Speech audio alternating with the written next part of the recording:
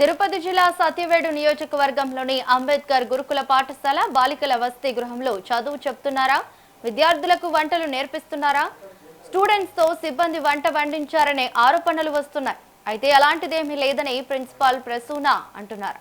ఏది నిజం? మా ప్రతినిధి జేజీరామ్ ఆ గురుకుల పాఠశాల దగ్గరే ఉన్నారు. ఆయన అడుగుదాం.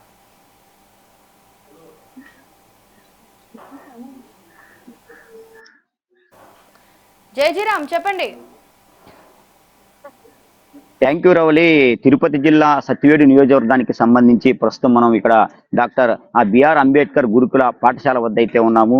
నిన్నటి దినం మనం చూసుకున్నట్టయితే ఈ యొక్క పాఠశాలకు సంబంధించి దాదాపు 600 మంది పైచిలుకు విద్యార్థులు అయితే ఉంటారు. ఇది కేవలం బాలికలకు సంబంధించినటువంటి హాస్టల్. అంటే ఒక ప్రధాన పత్రికల్లో ఇవాళ ఒక వార్త అయితే ప్రచురితమైంది. ఇక్కడ ఉన్నటువంటి విద్యార్థులు ఎవరైతే ఉన్నారో వాళ్ళ చేత హాస్టల్లో వంటలు చేయిస్తున్నారు అనేటువంటి ఆ వార్త తీవ్ర చర్చనీయాంశం అయితే కూడా అయింది.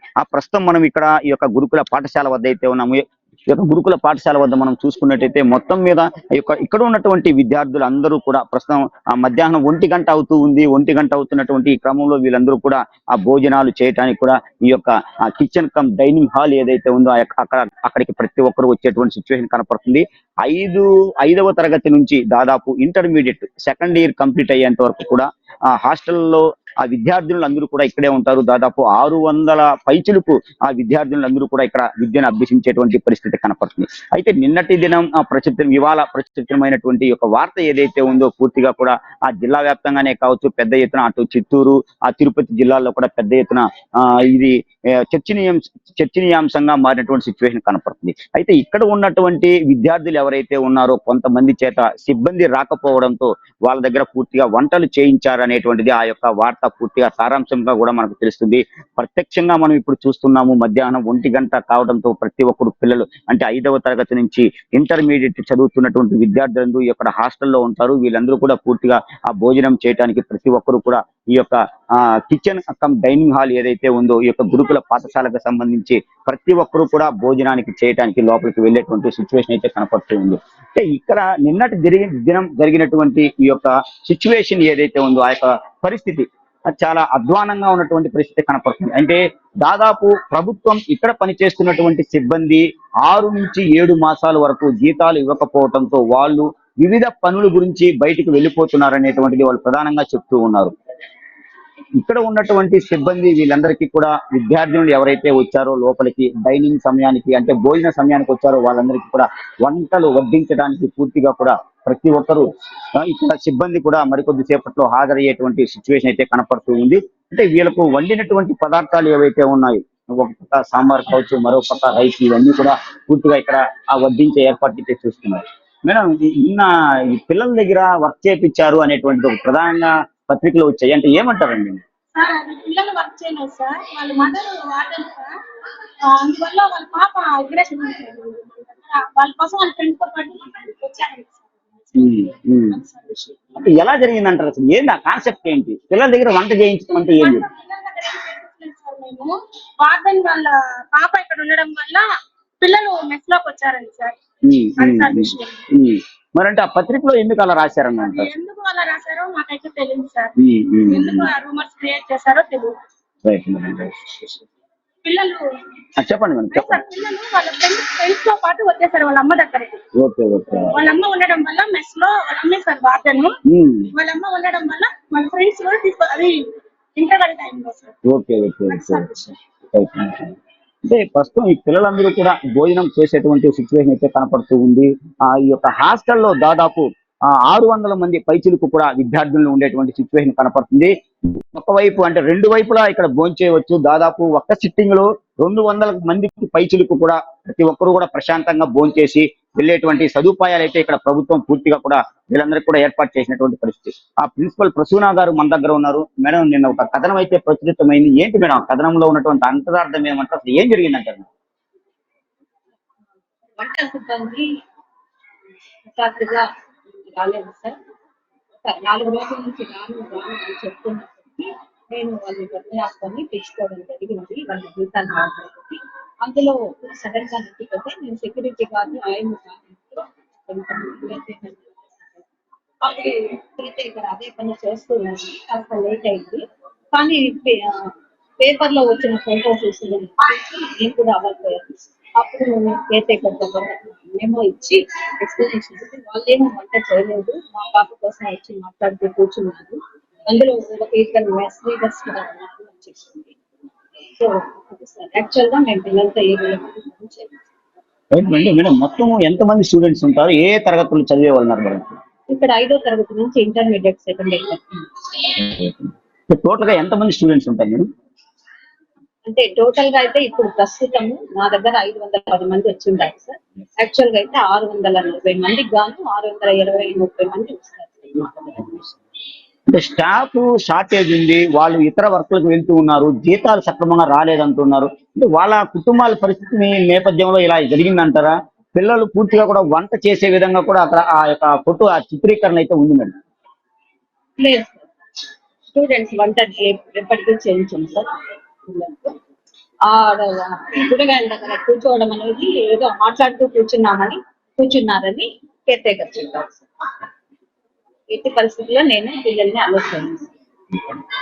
ప్రిన్సిపల్ ప్రసూన గారు అయితే ఒకే విషయం అయితే చెప్తూ ఉన్నారు, అది పూర్తిగా కూడా నిందారోపణలు మాత్రమే కానీ పిల్లలకు సంబంధించినటువంటి ఒక కేర్ టేకర్ తమ సిబ్బందిలో ఒకరైతే ఉన్నారు. తనకు సంబంధించినటువంటి పిల్లలు ఇక్కడ రావడంతో ఆ పిల్లల యొక్క స్నేహితులందరూ కూడా ఇక్కడికి రావటం, ఆ వంటలు ఏవైతే ఉన్నాయో వండే దగ్గర కూర్చోవటంతో ఆ ఫోటో వచ్చిందే కానీ ఇక్కడ పిల్లలతో ఏ రకమైనటువంటి వంటలు చేయించలేనే అనేటువంటిది కూడా ఆ ప్రిన్సిపల్ గారు ప్రసూన ఆ తేటతెల్లం చేసేటువంటి ఆ ప్రయత్నం అయితే చేశారు.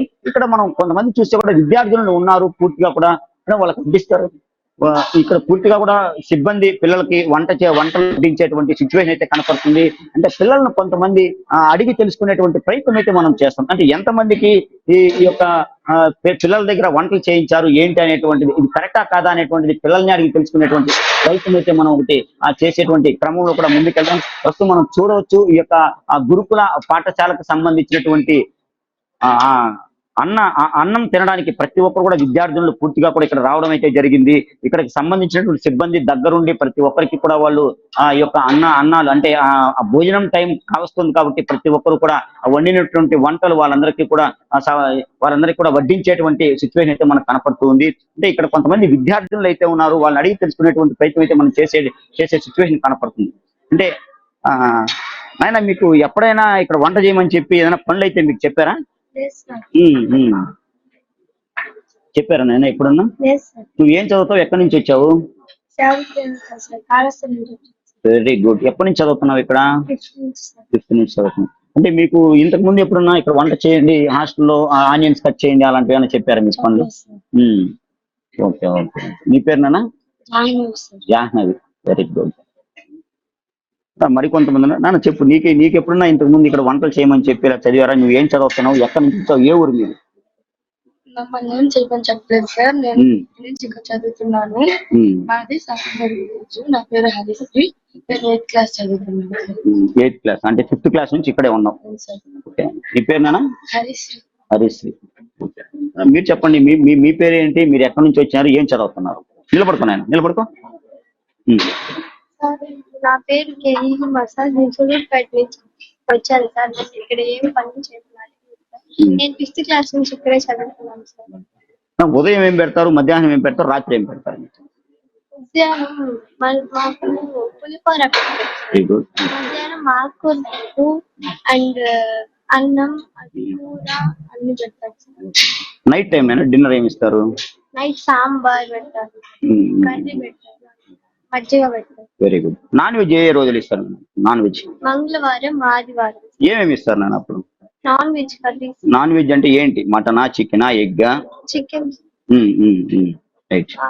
సండే మధ్యాహ్నం chicken biryani sir. Very good. మంగళవారం night chicken curry sir. Chicken curry. Egg ఎప్పుడు ఇస్తారు నాన్న? Egg daily sir. Daily egg ఇస్తారు. Very good. మీ పేరు?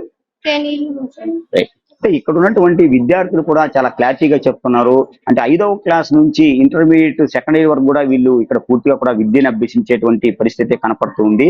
అయితే వీళ్ళందరూ ఎవరైతే ఉన్నారో వీళ్ళు ఒకటే చెప్తున్నారు, మా దగ్గర ఎప్పుడు కూడా వంటలు చేయించలేదు, అది కరెక్ట్ కాదు అనేటువంటిది వీళ్ళు చెప్తున్నారు. అంటే 5వ తరగతి నుంచి ఇప్పుడు మనం ఒక 7th క్లాస్ 8th క్లాసు పిల్లలను కూడా అడిగి తెలుసుకునేటువంటి ప్రయత్నం అయితే మెట్రో టీవీ టీం అయితే చేసింది. వాళ్ళు ఒకటే చెప్తున్నారు, తమకు వారంలో 3 సార్లు అంటే మంగళవారము, ఆ సండే మధ్యాహ్నం అయితే బిర్యానీ ఇస్తానని చెప్పారు. అదేవిధంగా ఎవ్రీడే ఎగ్ ఇస్తానని చెప్పారు. మరొక రోజు చికెన్ పూర్తిగా కూడా వీళ్ళు ఇచ్చి, అంటే దాదాపు 3 రోజులు వారంలో నాన్ వెజ్ ఇచ్చేటువంటి సిచ్యువేషన్ అయితే కనపడుతూ ఉంది. వీరు దానికి సంబంధించి చాలా క్లారిటీగా చెప్తున్నారు. అంటే ఇంటర్మీడియట్ కి సంబంధించినటువంటి విద్యార్థులు వీళ్ళు అయిపోయిన తర్వాత ఏమైనా వీళ్ళు పూర్తిగా కూడా వంటలు అంటే లంచ్ చేయడానికి వచ్చేటువంటి సిచ్యువేషన్ అయితే కనపడుతుంది. అయితే విద్యార్థులు చెప్తున్నటువంటి విషయం కావచ్చు, అదే విధంగా ఇక్కడ ఉన్నటువంటి బోధన సిబ్బంది ఎవరైతే ఉన్నారో వాళ్ళు చాలా క్లారిటీగా ఉండేటువంటి సిచ్యువేషన్ కనపడుతూ ఉంది. పిల్లల దగ్గర ఇంతకుముందు మనం ప్రసూనాతో ప్రిన్సిపల్ తో మాట్లాడడం కూడా జరిగింది. చాలా క్లారిటీగా చెప్పారు. ఎప్పుడు కూడా పిల్లల దగ్గర వంటలు వండించేటువంటి పనులు చేయించలేదు. ఇక్కడ సిబ్బంది తక్కువగా ఉన్నటువంటి మాట కరెక్టే, కానీ వాళ్ళు ఎవరో చనిపోవడం వల్ల అంత దూరం వెళ్ళారు. ఇక్కడ ఉన్నటువంటి ఒక కేర్ టేకర్ తన పిల్లలు ఇక్కడికి రావడంతో కూడా, ఆమె విధుల్లో ఉన్నప్పుడు తమ పిల్లలు ఇక్కడ రావడంతో పిల్లలకు సంబంధించినటువంటి స్నేహితులు అక్కడ వచ్చి కూర్చున్నారే కానీ ఎవరు కూడా వంటలు చేయలేదు అనేటువంటిది వీళ్ళు పూర్తిగా కూడా చెప్పేటువంటి పరిస్థితి కనపడుతుంది.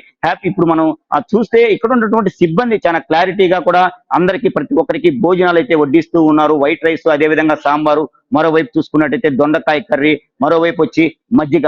ఈ 4గింటితో కూడా ఇవాళ ఇదేలాగా ప్రతి ఒక్కరు కూడా పూర్తిగా ఇక్కడ వంటలు వండించి చేస్తూ ఉన్నారు. మీరు ఎన్ని రోజుల నుంచి ఇక్కడ పూర్తిగా పని చేస్తున్నారు? ఏం చేస్తుంటారు? ఏ వంటలు చేస్తారు? మేము ఒక రోజు పప్పు చేస్తాం సార్. రోజు పప్పు మధ్యాహ్నానికి పప్పు అన్నం చేస్తాము. నైట్ లో వచ్చి పప్పు చేస్తాము. మళ్ళీ శుక్రవారం వచ్చి కారపప్పు పెడతాం. మంగళవారం వచ్చి చికెన్ పెడతాం. ఆదివారం చికెన్ పెడతాం. పొద్దున్నే పూరీలు పెడతాం ఆదివారం. మంగళవారం వచ్చి ఇడ్లీ పెడతాం. పొద్దున్నే మధ్యాహ్నం చికెన్ పెడతాం. ఆదివారం పూరీలు పెడతాం. మళ్ళీ రాత్రికి చికెన్ పెడతాం. రోజు వారం మేడమే దగ్గర కూర్చొని అందరికీ పెట్టిస్తుంది. ఒకే లెక్కలో పెట్టిస్తుంది మేడం. మేడం కూర్చునేస్తుంది. ఈ మేడం అంతా వేరే. ఆ మేడం కూర్చొని మా కాడ చెప్పి మీకున్నా లేకుండా మీరు పిల్లలు కొట్టించేసుకోవాలి అని చెప్తారు. మళ్ళీ మేమే జగడం ఏంది కనుక వాళ్ళకి ఒక గండి పెట్టండి, దండిగా పెట్టద్దు అని చెప్పి మేడమే చెప్పినాక మళ్ళీ మాకు ఒక గండి పెట్టిస్తారు మేడం. అదంతా ఉండాలి. కడుపులకు మట్టం వంచిన చేయదు మేడం. ఆమె ఏం చేస్తే ఎత్తి పెడుతుందో మాకు తెలియదు. కడుపులకు మట్టం వంచిన చేయదు. పిల్లకాయల దగ్గర పనులు చేపిస్తా ఉంటారా మామూలుగా? లేదు సార్. ఎర్రగడ్డలు కట్ చేసేది, కూరగాయలు కట్ చేసేది. మేము 5 మంది మేము మేమే చేపించుకున్నాం. మాకు జీతం వెళ్ళదు. మేము రాలేదంటే కూడా మేడం దుడ్డిచ్చి మాకు చేపించింది. మేడం దుడ్డిచ్చి నన్ను ఇప్పుడు 4 రోజులకు వస్తున్నాను కదా, ఈ రోజు నేను రానని చెప్పిన. అలా మేడం నేను ఇచ్చి నేను ఎప్పిస్తున్నాను, అదే మనకి ఇస్తాను, నువ్వు రా అమ్మా నేను సరిది. అప్పటికి నేను రాలేదు. అలా మళ్ళీ వచ్చిన. మళ్ళా నిన్న వచ్చిపోయేసి మొన్న వచ్చిపోయినా, నిన్న వచ్చిపోయినా. ఇది మనకి ఎందుకు మేడం మా జీతాలు ఏంటి కుటుంబం మాకెందుకు నీ దుడ్డిచ్చి మాకు చేపించేది అని చెప్పి మేమే నిలిచి అన్నంలో మాత్రం పర్ఫెక్ట్ గా పెట్టిస్తుంది. అంటే ప్రిన్సిపల్ మేడం ఎట్లా చెప్పన్నారా మీతో? అంటే చెప్పాల్సిన అవసరం లేదు మేడం. నేను చేసినాను కాబట్టి ఆమె చేపించింది కాబట్టి నేను చెప్తున్నాను. Okay okay. నీ పేరు ఏం పేరుమా? ఇష్టమ్మా నా పేరు. ఎంత మంది పని చేస్తారు మీరు ఇక్కడ? మీరు ఇక్కడ పని చేసేది? మేము 5 మంది చేస్తున్నాం. చిత్తూరు మంచి ఒక ఆమె, మేము వచ్చి 4. Okay okay.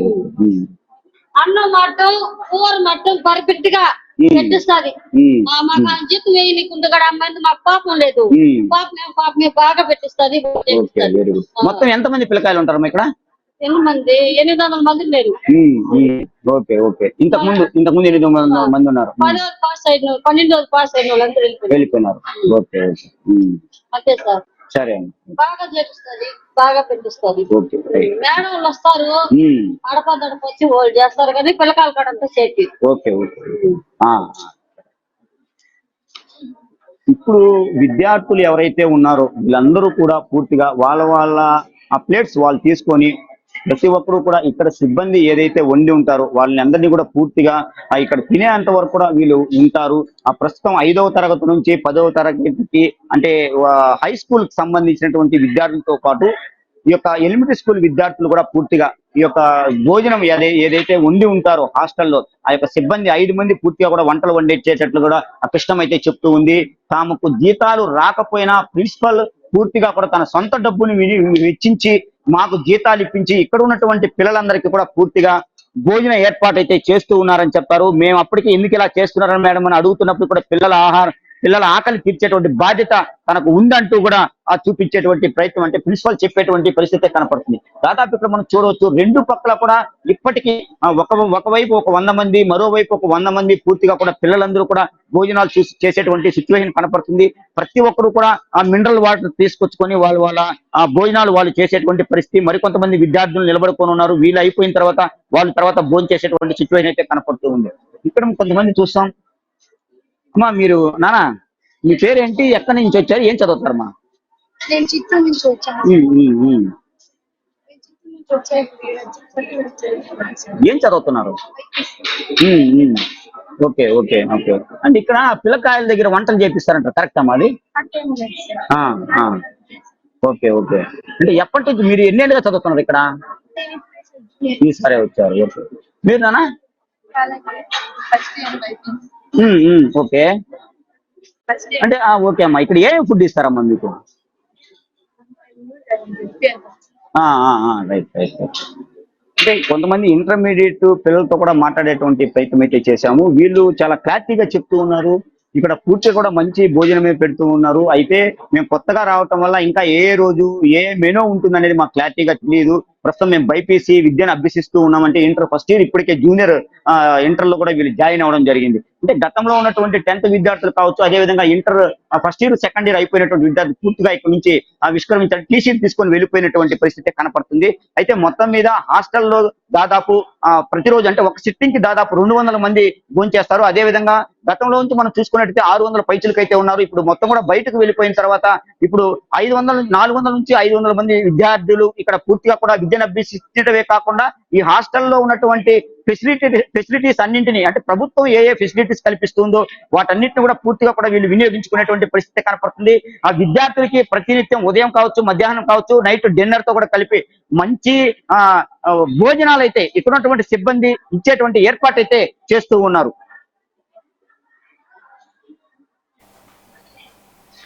Right, thank you జయజీరామ్.